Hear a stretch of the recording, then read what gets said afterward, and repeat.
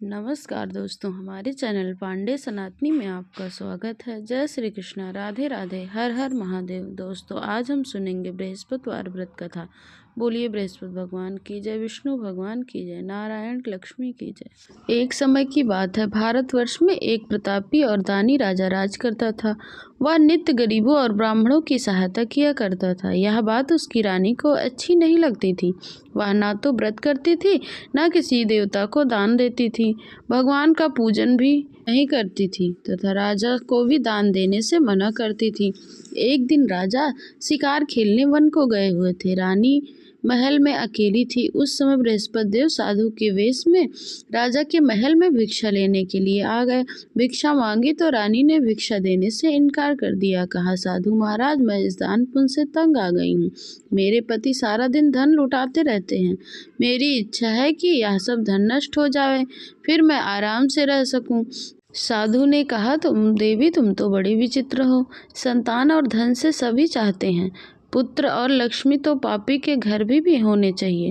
यदि तुम्हारे पास धन अधिक है तो भूखे मनुष्यों को भोजन दो, प्यासों को प्याऊ लगवाओ, ब्राह्मणों को दान दो, मुसाफिर के लिए धर्मशालाएं खुलवाओ, जो निर्धन हैं उनकी कन्याओं का विवाह करवाओ।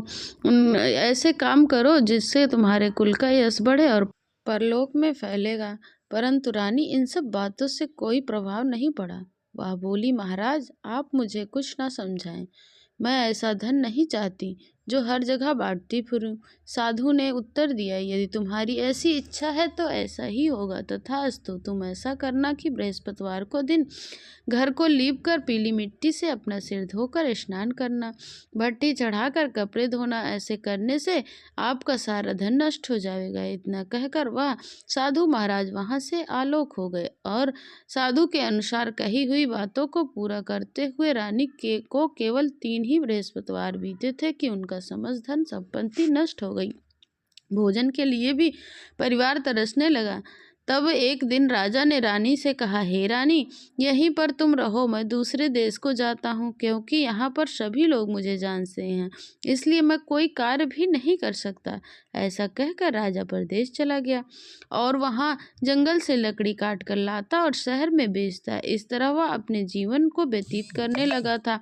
इधर रानी और दासी राजा के परदेश जाने से बहुत दुखी रहने लगी थी। एक बार रानी और दासी को 7 दिन बिना भोजन के रहना पड़ा।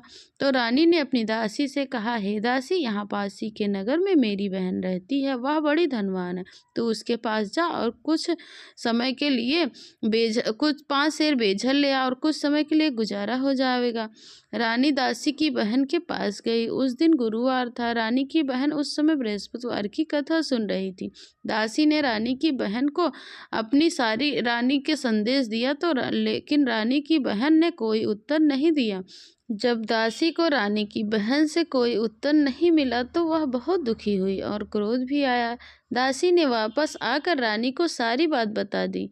सुनकर रानी ने अपने भाग्य को कोसा। उधर रानी की बहन ने सोचा कि मेरी बहन की दासी आई थी, परंतु उससे मैं नहीं बोली, इससे वह बहुत दुखी हुई होगी। कथा को सुनकर और पूजन को समाप्त करके अपनी बहन के घर आई और कहने लगी, हे बहन, मैं बृहस्पतिवार का व्रत कर रही थी, तुम्हारी दासी गई थी, परंतु जब तक कथा होती है तब तक ना उठते हैं ना बोलते हैं, इसलिए मैं नहीं बोली। कहो दासी, क्यों गई थी? रानी बोली, बहन, तुमसे कोई बात छिपी तो नहीं है।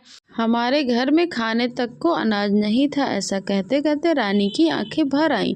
उसने दासी समेत पिछले 7 दिनों तक भूखे रहने की बात भी अपनी बहन से विस्तार पूर्वक सुना दी। रानी की बहन बोली, देखो बहन, भगवान बृहस्पति भगवान की सभी मनोकामना पूर्ण करते हैं। देखो, शायद तुम्हारे घर में भी अनाज रखा हो। पहले तो रानी को विश्वास नहीं हुआ, पर वह बहन के आग्रह करने पर दासी को अंदर भेजी तो सचमुच अनाज से भरा एक घड़ा बेझरका मिल गया। यह देखकर दासी को बड़ी हैरानी हुई। दासी रानी से कहने लगी, हे रानी, जब हमको भोजन नहीं मिलता तो हम तो रोज ही व्रत करते हैं, इसलिए क्यों न इनसे व्रत की कथा और विधि पूछ ली जाए, ताकि हम भी व्रत किया कर सकेंगे। तब रानी ने अपनी बहन से बृहस्पतिवार के व्रत के बारे में पूछा। उसकी बहन ने सब बताया। बृहस्पतिवार के दिन चने की दाल और मुनक्का से विष्णु भगवान का केले के जड़ में पूजन करें तथा दीपक जलावें, व्रत करें और पीला भोजन करें। बृहस्पति देव प्रसन्न होते हैं और अन्न पुत्र धन देते हैं। और व्रत पूजन विधि बताकर रानी की बहन अपने घर लौट गई। 7 दिन बाद जब बृहस्पतिवार आया तो दासी और रानी ने व्रत रखा। घुड़सवार में जाकर चना गुड़ बिन लाई और उसे केले के जड़ में विष्णु भगवान का पूजन किया। अब पीला भोजन कहाँ से आए, इस बात को लेकर बेचारी बहुत दुखी थी, क्योंकि उन्होंने व्रत रखा था, इसलिए बृहस्पति देव उनसे प्रसन्न थे। इसलिए वे एक साधारण व्यक्ति का रूप धारण करके 2 थालों में सुंदर पीला भोजन लेकर आए और दासी को दे गए। भोजन पाकर दासी बहुत प्रसन्न हुई और फिर रानी के साथ मिलकर भोजन ग्रहण किया। उसके बाद वे सभी गुरुवार का व्रत करने लगी और पूजन करने लगी। बृहस्पति भगवान की कृपा से उनके पास फिर से धन हो गया, परंतु रानी फिर से उसी प्रकार आलस करने लगी। तब दासी बोली, देखो रानी, तुम पहले भी इसी प्रकार आलस करती थी। तुम्हें धन को रखने उठाने में कष्ट होता था, इस कारण सभी धन नष्ट हो गया। अब जब भगवान की कृपा से हमें यह धन मिला है तो तुम्हें फिर से आलस होता है। रानी को समझाते हुए दासी कहती है कि बड़ी मुसीबतों के बाद हमने यह धन पाया है, इसलिए हमें दान पुण्य करना चाहिए। भूखे मनुष्यों को भोजन करवाओ और धन को शुभ कार्यों में खर्च करो, जिससे तुम्हारे कुल का यश बढ़े, स्वर्ग को प्राप्ति हो और पितृ भी प्रसन्न हो। दासी की बात मानकर रानी अपने धन को शुभ कार्य में खर्च करने लगी, जिससे पूरे नगर में यश फैलने लगा। इधर एक दिन राजा दुखी होकर जंगल में एक पेड़ के नीचे आसन जमाकर बैठ गया और अपनी दशा को याद करके व्याकुल होने लगा। बृहस्पति का दिन था। एकाएक उसने देखा कि निर्जन वन में एक साधु प्रकट हुए। वह साधु वेश में स्वयं बृहस्पति देवता थे। लकड़हारे के सामने आकर बोले, हे लकड़हारे, इस सुनसान जंगल में तुम किस चिंता में मग्न हो? लकड़हारा ने दोनों हाथ जोड़कर प्रणाम किया और उत्तर दिया, महात्मा जी, आप तो सब कुछ जानते हो, मैं क्या कहूँ। यह कहकर रोने लगा और साधु की अपनी आत्मकथा सुनाई। महात्मा जी ने कहा कि तुम्हारी स्त्री ने बृहस्पतिवार के दिन बृहस्पति भगवान का निरादर किया था, जिसके कारण वह रुष्ट हो गए थे। उन्होंने तुम्हारी यह दशा कर दी है। अब तू चिंता मत कर, मेरे कहने के अनुसार चलो, तुम्हारे सब कष्ट दूर हो जाएंगे और भगवान पहले से भी अधिक संपत्ति देंगे। तुम बृहस्पतिवार के दिन कथा करो और 2 पैसे की चने मुनक्का लाकर उसका प्रसाद बनाओ और शुद्ध जल में लोटे में शक्कर मिलाकर अमृत तैयार करो। कथा के पश्चात अपने सारे परिवार और सुनने वाले प्रेमियों में अमृत व प्रसाद को बांटकर खुद भी ग्रहण करो। ऐसा करने से भगवान तुम्हारी सभी मनोकामनाओं को पूर्ण करेंगे। साधु के ऐसे वचन सुनकर लकड़हारा बोला, हे प्रभु, मुझे लकड़ी बेचकर इतना पैसा नहीं मिलता है जिससे मैं भोजन के उपरांत कुछ बचा सकूं। तब मैंने रात्रि में अपनी रानी को व्याकुल देखा है। मेरे पास कुछ भी नहीं है जिससे मैं उसका खबर मंगा सकूं, और फिर मैं बृहस्पतिवार की कौन सी कहानी कहूँ, यह बात मुझको मालूम नहीं है। साधु ने कहा, हे लकड़हारे, तुम किसी बात की चिंता मत करो। बृहस्पतिवार के दिन तुम रोजाना की तरह लकड़ियां लेकर शहर को जाओ। तुमको रोज से दुगना धन प्राप्त होगा, जिससे तुम भली भात भोजन कर लोगे और बृहस्पति देव का पूजा का सामान भी आ जाएगा। बृहस्पति देव की कथा इस प्रकार है, सुनो। प्राचीन काल में एक ब्राह्मण रहता था। वह बहुत निर्धन था। उसकी कोई संतान नहीं थी। उसकी स्त्री बहुत मलिनता के साथ रहती थी। वह ना स्नान करती, ना किसी देवता का पूजन करती। इससे ब्राह्मण देवता बड़े दुखी थे। बेचारे बहुत कुछ कहते थे, किंतु उसका कोई परिणाम नहीं निकलता था। भगवान की कृपा से ब्राह्मण की स्त्री के कन्या रूपी रत्न पैदा हुई। कन्या बड़ी होने लगी, प्रातः स्नान करके विष्णु भगवान का जाप करने लगी और बृहस्पतिवार का व्रत करने लगी। अपने पूजा पाठ को समाप्त करके विद्यालय जाती और मुट्ठी में जौ भर कर ले जाती और पाठशाला के मार्ग में डालती जाती। जब ये जौ स्वर्ण के हो जाते तब लौटते समय इनको बीनकर घर ले आती थी। एक दिन वह बालिका सूप में उन सोने के जौ को फटक कर साफ कर रही थी कि उसके पिता ने देख लिया और कहा, हे बेटी, सोने के जौ को साफ करने के लिए सोने का सूप होना चाहिए। दूसरे दिन बृहस्पतिवार था। इस कन्या ने व्रत रखा और बृहस्पति देव से प्रार्थना करके कहा, मैंने आपकी पूजा सच्चे मन से की हो तो मेरे लिए सोने का सूप दे दो। बृहस्पति देव ने उसकी प्रार्थना स्वीकार कर ली। रोजाना की तरह वह कन्या जौ फैलाती हुई जाने लगी। जब लौटकर जौ बिन रही थी तो बृहस्पति देव की कृपा से उसे सोने का सूप मिला। वह उसे घर ले आई और उसमें जौ साफ करने लगी, परंतु उसकी माँ का वही ढंग रहा। एक दिन की बात है, वह कन्या सोने के सूप में जौ साफ कर रही थी। उस समय उस नगर का राजपुत्र वहां से निकला और इस कन्या के रूप और कार्य को देखकर मोहित हो गया और अपने घर में आकर भोजन, जल तथा त्याग कर उदास होकर लेट गया। राजा को इस बात का जब पता लगा तो वह अपने प्रधानमंत्री के साथ उसके पास गए और बोले, हे बेटा, तुम्हें किस बात का कष्ट है? किसी ने तुम्हारा अपमान किया है अथवा कोई अन्य कारण है, सो कहो, मैं वही कार्य करूंगा जिससे तुम्हें प्रसन्नता हो।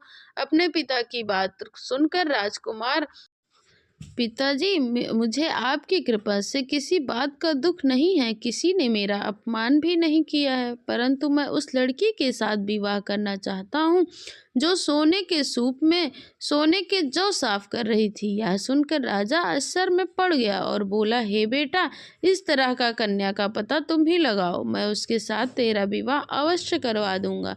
राजकुमार ने उस लड़की के घर का पता बतलाया। तब मंत्री उस लड़की के घर गए और ब्राह्मण देवता को सभी हाल बताया।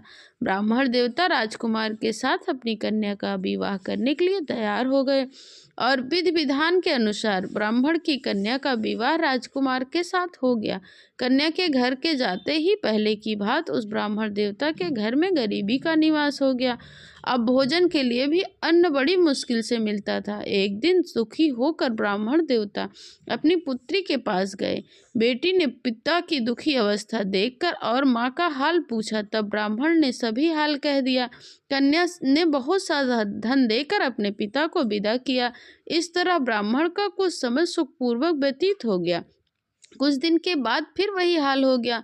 ब्राह्मण फिर अपनी कन्या के यहाँ गया और सारा हाल कहा तो लड़की बोली, हे पिताजी, आप माता जी को यहाँ लिवा लाओ, मैं उन्हें विधि बता दूंगी जिससे उनकी गरीबी दूर हो जाएगी। वह ब्राह्मण देवता अपनी स्त्री को साथ लेकर पहुँचे तो अपनी माँ को समझाने लगी कि माँ, तुम प्रातःकाल प्रथम स्नान आदि करके विष्णु भगवान का पूजन करो तो सब दरिद्रता दूर हो जाएगी।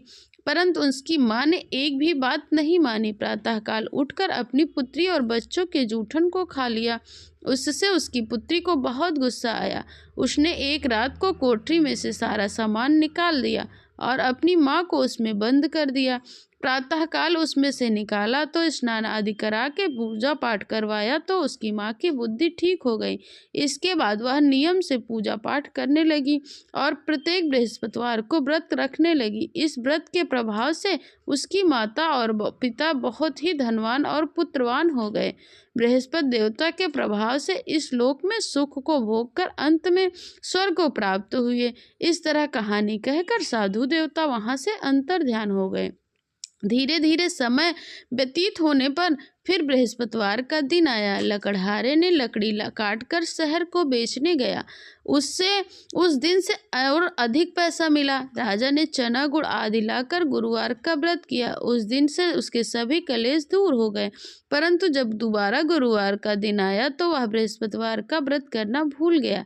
इस कारण बृहस्पति भगवान नाराज हो गए। उस दिन नगर के राजा ने विशाल यज्ञ का आयोजन किया था तथा शहर में यह घोषणा करा दी थी कि कोई भी मनुष्य अपने घर में भोजन न बनावे, न आग जलावे। समस्त जनता मेरे यहाँ भोजन करने आवे। जो इस आज्ञा को न मानेगा उसे फांसी की सजा दी जाएगी। इस तरह की घोषणा संपूर्ण नगर में करवा दी गई। राजा की आज्ञा के अनुसार राजा के शहर के सभी लोग भोजन करने गए, लेकिन लकड़हारा कुछ देर से पहुंचा, इसलिए राजा उसको अपने साथ लिवा ले गए। और ले जाकर भोजन करा रहे थे कि रानी की दृष्टि उसी खूंटी पर पड़ी जिस पर उसका हार लटका हुआ था। वहां हार नहीं दिखाई दिया। रानी ने निश्चय किया कि मेरा हार इस मनुष्य ने चुरा लिया है। उसी समय सिपाहियों को बुलवाकर उसको कारागार में डलवा दिया। जब लकड़हारा कारागार में पड़ गया तो बहुत दुखी होकर विचार करने लगा कि न जाने कौन से पूर्व जन्म के कर्म से मुझे दुख या प्राप्त हुआ है, और उसी साधु को याद करके रोने लगा जो कि जंगल में मिला था। उसी समय तत्काल बृहस्पति देव के रूप में प्रकट हो गए और उसकी दशा देखकर कहने लगे, हे मूर्ख, तूने बृहस्पति देव की पूजा नहीं करी थी और कथा भी नहीं करी, इस कारण तुझे दुख प्राप्त हुआ है। अब तू चिंता मत कर। बृहस्पतिवार के दिन कारागार के दरवाजे पर 4 पैसे पड़े मिलेंगे, उससे तू बृहस्पति देव की पूजा करना, तेरे सभी कष्ट दूर हो जाएंगे। बृहस्पतिवार के दिन उसे 4 पैसे पड़े मिले।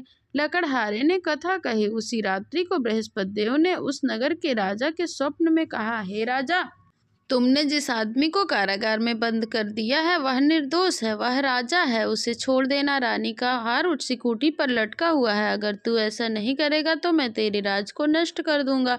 इस तरह रात्रि के स्वप्न को देखकर राजा प्रातःकाल उठा और खूंटी पर हार देखकर लकड़हारे को बुलाकर क्षमा मांगी और लकड़हारे को सुंदर वस्त्र आभूषण देकर विदा किया। बृहस्पति देव की आज्ञा के अनुसार लकड़हारा अपने नगर को चल दिया। जब राजा नगर के निकट पहुंचा तो उसे बड़ा आश्चर्य हुआ। नगर में पहले से अधिक बाग, तालाब, कुएं, बहुत सी धर्मशालाएं, मंदिर आदि बन गए थे। राजा ने पूछा कि यह सब किसका है और किसकी धर्मशाला है। तब नगर के सब लोग कहने लगे, यह रानी और बांदी के हैं। तो राजा को बड़ा आश्चर्य हुआ और गुस्सा भी आया। तब रानी को यह खबर सुनी कि अब राजा आ रहे हैं, तो उन्होंने दासी से कहा कि दासी देख, राजा हमको कितनी बुरी हालत में छोड़ गए थे, वह हमारी ऐसी दशा देखकर लौट ना जावें, इसलिए तू दरवाजे पर खड़ी हो जाए। दासी आज्ञा के अनुसार दरवाजे पर खड़ी हो गई और जब राजा आए तो उन्हें अपने साथ लिवा ले आई। राजा ने क्रोध करके अपनी रानी से पूछा कि यह सब धन तुम्हें कैसे प्राप्त हुआ। तब उन्होंने कहा, हमें यह सब धन बृहस्पति देव की कृपा से और व्रत के प्रभाव से प्राप्त हुआ है। राजा ने निश्चय किया कि 7 रोज बाद तो सभी बृहस्पति देव की पूजा करते हैं, परंतु मैं दिन प्रतिदिन 3 बार कहानी कहा करूंगा और रोज व्रत किया करूंगा। अब हर समय राजा के दुपट्टे में चने की दाल बंधी रहती थी। दिन में 3 बार कहानी कहता। एक रोज राजा ने विचार किया कि चलो अपनी बहन के यहाँ हो आए। इस तरह निश्चय कर राजा घोड़े पर सवार होकर अपनी बहन के यहाँ चलने लगा। मार्ग में उसने देखा कि कुछ आदमी एक मुर्दे को लिए जा रहे हैं। उन्हें रोककर राजा कहने लगा, अरे भाइयों, मेरी बृहस्पतिवार की कथा सुन लो। वे बोले, लो, हमारा तो आदमी मर गया है, इसको अपनी कथा की पड़ी है। परंतु कुछ आदमी बोले, अच्छा कहो, हम तुम्हारी कथा भी सुनेंगे। राजा ने दाल निकाली और कथा आधी हुई तो मुर्दा हिलने लग गया। जब कथा समाप्त हुई तो वह राम राम कहकर मनुष्य खड़ा हो गया। आगे मार्ग में उसने किसान को खेत में हल चलाते हुए देखा और कहा, राजा, किसान भैया, मेरी बृहस्पतिवार की कथा सुन लो। किसान बोला, जब तक मैं तेरी कथा सुनूंगा तब तक 4 हरिया जोत लूंगा, जा अपनी कथा किसी और को सुनाना। इस तरह राजा आगे चलने लगा। राजा के हटते ही बैल पछाड़ खाकर गिर गया। किसान के पेट में जोर का दर्द होने लगा। उस समय उसकी माँ रोटी लेकर आई थी। जब वह देखी तो अपने पुत्र से सब हाल पूछा।